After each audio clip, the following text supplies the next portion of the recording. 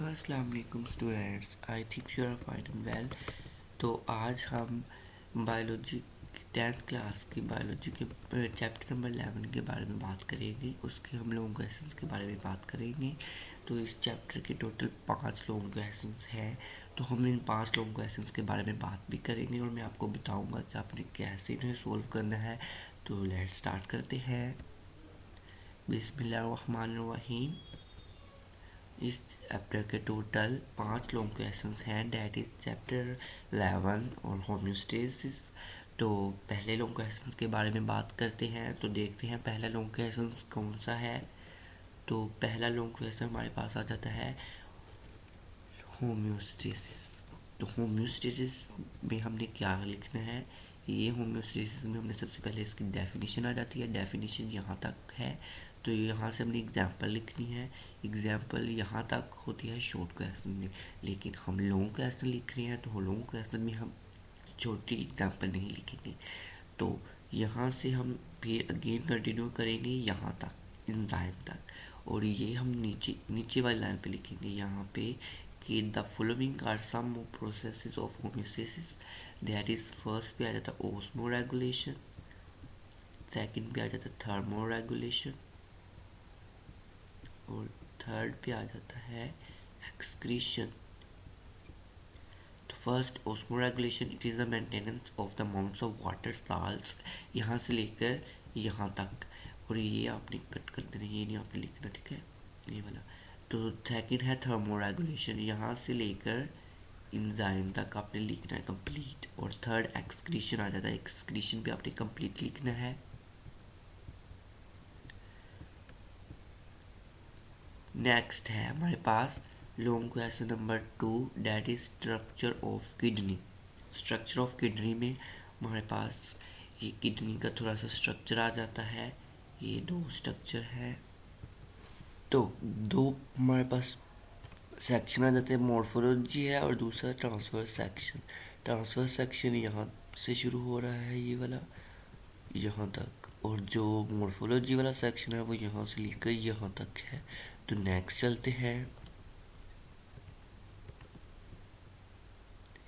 Next हमारे पास आ जाता है लॉन्गिट्यूडनल सेक्शन। लॉन्गिट्यूडनल सेक्शन यहाँ तक है। इसमें हमने लिखना है कि ये पायरामिड्स होते हैं, रीनल मेडुला होता है, पेल्विस होता है, रीनल कॉर्टेक्स इसका आउटर पार्ट है किडनी का, और लास्ट पे हमने किडनी का स्ट्रक्चर ड्रा कर देना, लिख देना अपने स्ट्रक्चर ऑफ किडनी, ठीक है। स्ट्रक्चर यहाँ पे डायग्राम, ठीक है, आप कुछ भी लिख सकते हैं, डायग्राम भी लिख सकते हैं, आपकी मर्जी है, ठीक है। आप डायग्राम भी लिख सकते हैं। तो आपने बिल्कुल ऐसी डायग्राम ड्रा करके ये सारा आपने लिखना है, ठीक है।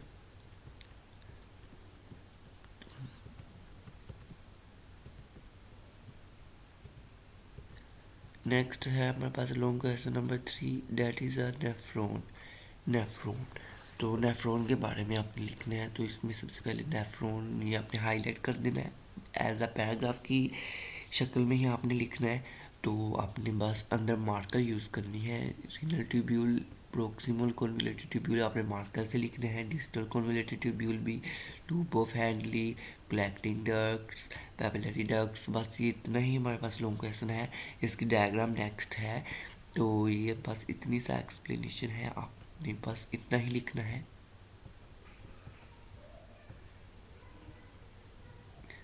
तो ये हमारे पास आ जाता है डायग्राम। तो डायग्राम आपने बिल्कुल एग्जैक्ट इसी तरीके से और इसी तरह ड्रा करनी है जिस तरह ये ड्रा की गई है। नेक्स्ट है long question number 4, that is functioning of kidney. Functioning of kidney की कोई डायग्राम इतनी है नहीं एग्जैक्ट, और ना ही अगर है भी तो आपसे इतनी अच्छी तरीके से नहीं बननी। तो इसमें सबसे पहले स्टेप आ जाता है प्रेशर फिल्ट्रेशन, सेकंड है ग्लोमेरुलर फिल्ट्रेट, सॉरी ये पार्ट नहीं है, ग्लोमेरुलर फिल्ट्रेट इसका पार्ट नहीं है। सेकंड स्टेप है सेलेक्टिव रीअब्जॉर्प्शन, और थर्ड आ जाता है ट्यूबुलर सेक्रीशन। ये हमारे पास 3 स्टेप मतलब 3 उसके स्टेप हैं फंक्शनिंग ऑफ किडनी कैसे होते हैं। इसके लिए भी आप वो वाली डायग्राम जो पीछे है मैं अभी आपको दिखा देता हूँ, वो भी आप बना सकते हैं। ये वाली डायग्राम भी आप इसके लिए ड्रा कर सकते हैं। तो इसके लिए मतलब आपने जहाँ पर आपने लिखा है कि एरो, आपने वहाँ पे लिख देना है यहाँ पे क्या फिल्टर रेट हो रहा है, ठीक है। ऐसा डिसेंडिंग लिम्ब में क्या हो रहा है और असेंडिंग में क्या हो रहा है, आपने सारा लिख देना है, ठीक है। तो नेक्स्ट चलते हैं। नेक्स्ट है long question number 5, that is osmoregulatory function of kidney. तो किडनी का ओस्मोरेगुलेटरी फंक्शन क्या है। तो सबसे पहले अपने ओस्मोरेगुलेशन की डेफिनेशन लिखनी है जो कि यहाँ तक है। फिर थोड़ा सा आपने और लिखना है ओस्मोरेगुलेशन के बारे में क्या क्या होता है, और फिर आपने लिखना है इट टेक्स प्लेस 2 स्टेप्स। तो 2 स्टेप्स में आपने पहला स्टेप ऐसे ये लिख देना है और सेकंड वाला स्टेप यहाँ लिख देना, ठीक है। पहला है हाइपोटोनिक और सेकंड है hypertonic. Thank you for watching my video. Please like, share, comment and subscribe my channel for more videos.